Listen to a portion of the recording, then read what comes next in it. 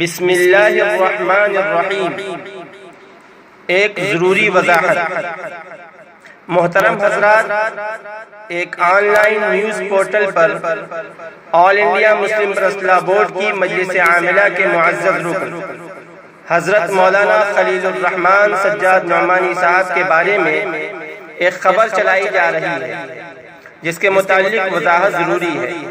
کہا یہ جا رہا ہے کہ مولانا محترم نے ترجمان کے عہدے سے استعفیٰ دے دیا ہے، جو کہ صحیح ہے، لیکن یہ بات بھی لائق ذکر ہے کہ حضرت مولانا گزشتہ کئی ماہ سے علیل ہے اور یہ استعفیٰ حضرت نے اپنی طویل علالت کی بنا پر دیا ہے۔ تاہم بورڈ کے ذمہ داران نے استعفے پر قبول یا عدم قبول کا کوئی فیصلہ اب تک نہیں کیا ہے۔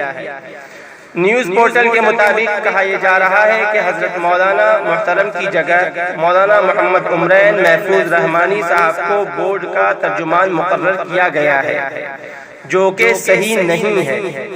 مولانا عمرین رحمانی صاحب کو بورڈ کی سوشل میڈیا ڈسک کا انچارج مقرر کیا گیا ہے، جس کے کاموں کو موصوف پوری ذمہ داری کے ساتھ انجام دے رہے ہیں۔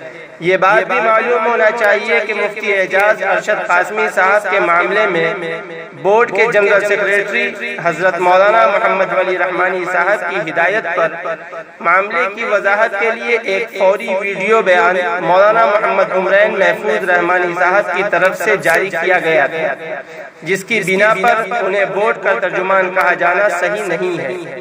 اس طرح کی غلط خبروں کو آگے نہ بڑھائیں۔ سوشل میڈیا ڈسک آل انڈیا مسلم پرسنل بورڈ۔